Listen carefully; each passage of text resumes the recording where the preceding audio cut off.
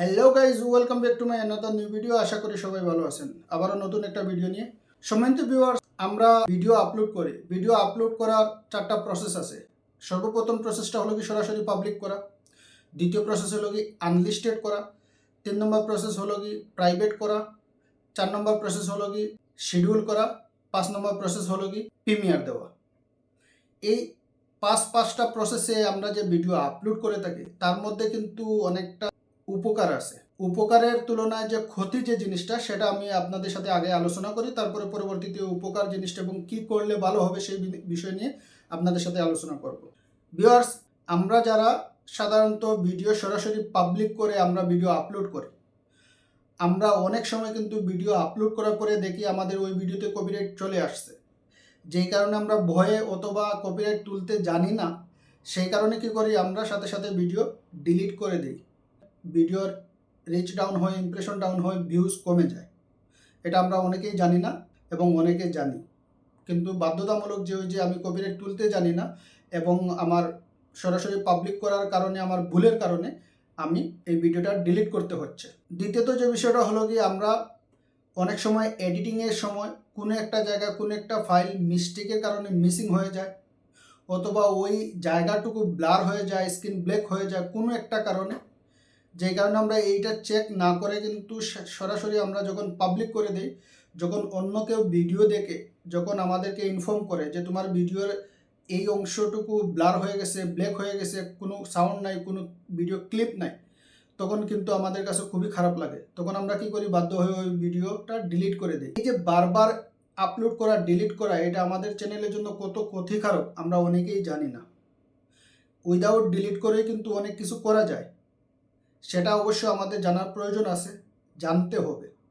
কিন্তু সবচেয়ে বড় যে জিনিসটা, আমরা যদি সরাসরি পাবলিক না করে, আমরা যদি আনলিস্টেড করে যদি ভিডিও পাবলিশ করি, কিছু সময় দেই, তাহলে কি হবে, ওই ভিডিওতে যদি কপিরাইট ক্লেম থাকে আমাদেরকে মেইল করবে এবং আমরা দেখতে পারবো যে কপিরাইট ক্লেম চলে আসছে। যখন কপিরাইট ক্লেম চলে আসবে, সাথে সাথে আমরা কি করব, এডিট অপশনে গিয়ে আমরা কিন্তু ওই অংশটুকু বা ওই গানটুকু বা ওই ব্যাকগ্রাউন্ড মিউজিকটুকু, যে অংশতে যে জায়গায় কপিরাইট ক্লেম আসছে সেই জায়গা কিন্তু আমরা রিপ্লেস করতে পারবো।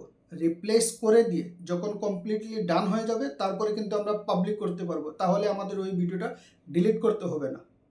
অথবা বাই মিস্টেক যদি দেখা যায় আমাদের ভিডিওর কোনো একটা অংশ, কোনো একটা জায়গা, বেশি হোক কম হোক, সে জায়গাতে ব্লার হয়ে গেছে, ব্ল্যাক স্ক্রিন হয়ে গেছে, কোনো সাউন্ড নাই অথবা কোনো ভিডিও ফুটেজ নাই, তাহলে আমরা সেই জায়গাটুকু কিন্তু কি করতে পারবো, আমরা ওই এডিট অপশনে গিয়ে ওই অংশটুকু কেটে, তারপরে যখন আমরা ওইটা ফাইনালি প্রসেস শেষ করে যখন কমপ্লিট হয়ে যাবে, তারপরে কিন্তু আমরা যদি পাবলিক করি, তাহলে আমাদের ভিডিও ডিলিট করতে হবে না এবং আমাদের ভিডিও যথাযথ সুন্দরভাবে থাকবে। তো এই যে জিনিসগুলো, বিশেষ করে এই দুইটা জিনিস কিন্তু আমাদের অনেক সময় তাড়াহুড়োর মধ্যেই মিস্টেক হয়ে যায়।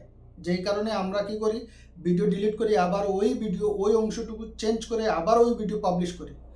আমরা কি জানি যে একবার যে ভিডিও বা যে শর্টস, যে অংশ আমাদের চ্যানেলে আপলোড হয়ে যায়, সেই অংশর সেই ক্লিপ, সেই ডাটাটা কিন্তু ইউটিউবের রেকর্ডে থেকে যায়, যেটা আমরা অনেকেই জানি না। তো সেই অংশ থাকার কারণে যখন আমরা আপলোড করি ওই ভিডিওটা, ওই ডাটার ভিডিওটা, তখন কিন্তু ওইটা রেপিটেটিভ কন্টেন্টের মধ্যে পড়ে যায়, যেটা আমাদের পরবর্তী চ্যানেল মনিটাইজেশনে অ্যাপ্লাইয়ের সময় কিন্তু পরবর্তীতে প্রবলেম হবে। এটা কিন্তু সবাই মাথায় রাখবেন। এতক্ষণ যা বললাম সেটা হলো কি সরাসরি পাবলিক করার যে প্রবলেমটা, সেই প্রবলেমটা আমি আপনাদের সাথে এতক্ষণ আলোচনা করলাম, যে সরাসরি আমরা যে পাবলিক করে দিই, এই পাবলিক করার কারণে এই প্রবলেমগুলোতে আমরা পড়ি এবং পড়বো আগামীতে। যেই কারণে আমরা সরাসরি পাবলিক না করে আমরা করব আনলিস্টেড অবস্থায়। আমরা ভিডিও আনলিস্টেড অবস্থায় আপলোড করব। আপলোড করার পরে পাবলিক না করে পাবলিশ করব। যেটা হবে কি, কিছু সময়ের মধ্যে যদি আমাদের ওই ভিডিওতে কোনো কপিরাইট ক্লেম থেকে থাকে, তাহলে আমাদের মেইল আসবে এবং আমাদের ওয়াইটি স্টুডিওতে ওইটা শো করবে পাবলিকের জায়গায় যে এটাতে কপিরাইট ক্লেম আছে। যখন আমরা দেখতে পারবো কপিরাইট ক্লেম আছে আমাদের ওই ভিডিওতে, সাথে সাথে আমরা এডিট অপশনে গিয়ে যখন আমরা ওই অংশটুকু রিপ্লেস করে দিব, রিপ্লেস করে দিলে কিছু সময় পরে ওইটা যখন ডান হয়ে যাবে। তারপরে আমরা যদি পাবলিক করি তাহলে আমাদের পরবর্তীতে ওই ভিডিও আর ডিলিট করতে হবে না, যেটা আমাদের জন্য অনেকটা উপকারী একটা অংশ আনলিস্টেড অবস্থায়। আনলিস্টেড অবস্থায় আরেকটা লাভ আছে। আনলিস্টেড অবস্থায় আমরা যদি দীর্ঘ কিছুক্ষণ যদি ভিডিও পাবলিশ করে রাখি তাহলে আমাদের ওই ভিডিওর title, thumbnail, description, tag, hashtag সব কিছু মিলে আমাদের ওই ভিডিও র্যাঙ্কের ক্ষেত্রে কিন্তু অনেকটা উপকারে আসবে, অনেকটা কাজে আসবে। ইউটিউব সময় পাবে, ইউটিউব ইমপ্রেশন আমাদের ওই টপিক এবং অডিয়েন্সের ভিত্তিতে অনেক জায়গায় ইমপ্রেশন দেবে, যেই কারণে আমরা অবশ্যই আনলিস্টেড অবস্থায় আমরা ভিডিও আপলোড করব, তাহলে আমরা সব দিক দিয়ে উপকৃত হব। প্রাইভেট অবস্থায় শুধু আমরা যারা ভিডিও আপলোড করব আমাদের একান্ত ব্যক্তিগত নিজে এবং ইউটিউব, এই দুই জায়গার মধ্যে কিন্তু প্রাইভেট অবস্থায় থাকবে। তো প্রাইভেট অবস্থায় পাবলিশ করে আমাদের কোনো লাভ হবে না, তার থেকে ভালো আনলিস্টেড অবস্থায় পাবলিশ করা। তারপরের যে অপশনটা হলো শিডিউল। দেখেন, আমরা অনেক সময় ব্যস্ত থাকি, অনেক সময় অনেক ঝামেলায় থাকি। যদি আমাদের কাছে ভিডিও রেডি করা থাকে তাহলে অবশ্যই ওই সময়টায়, যেহেতু আমরা নেক্সট পরবর্তী সময় যখন আমরা ভিডিও আপলোড করতে পারবো না, ওই সময়টা বিজি থাকতে পারি অথবা কোনো একটা কাজে ব্যস্ত হয়ে যেতে পারি হঠাৎ করে, তাহলে কি করব আমরা, যেহেতু সময় আছে, ভিডিও রেডি আছে, আমরা সম্পূর্ণ সব প্রসেসিং ঠিকঠাকভাবে সেট করে আমরা ওইটা শিডিউলে দিয়ে, মনে করেন কাল অথবা পরশু অথবা তারপরে আমরা ওই টাইমটা সেট করে শিডিউল দিয়ে আমরা ভিডিওটা পাবলিশ করে রাখবো। তাহলে কি হবে, ওই সময়টা যদি আমি ফ্রিও থাকি তাতেও সমস্যা নেই, আর যদি আমি ব্যস্তও থাকি অথবা আমার নেট নাও থাকে তারপরও সমস্যা নাই, ঠিক টাইমে ভিডিও অটোমেটিকলি পাবলিক হয়ে যাবে। তারপরে হলো কি প্রিমিয়ারটা হলো শিডিউলের আরেকটা অংশ, হলো কি প্রিমিয়ার। ওইটাই শিডিউলের মতো, কিন্তু প্রিমিয়ারটা লাইভের মতো হয়। এই প্রিমিয়ারটা লাইভের মতো হয় ইনস্ট্যান্ট যখন প্রিমিয়ার শুরু হয়, সেই প্রিমিয়ারে যে কয়জন আমাদের প্রিমিয়ারে অ্যাটেন্ড করবে, জয়েন করবে, প্রত্যেকে কিন্তু আমার ভিডিও ফুল ওয়াচ করবে এবং আমার সাথে থাকবে, এবং তাদের যে এই ফুল ওয়াচের কারণে আমার ভিডিও মোটামুটি একটা র্যাঙ্ক করবে, ভালো একটা ওয়াচ টাইম আসবে এবং সম্ভাবনা আছে ভিডিও র্যাঙ্ক করবে।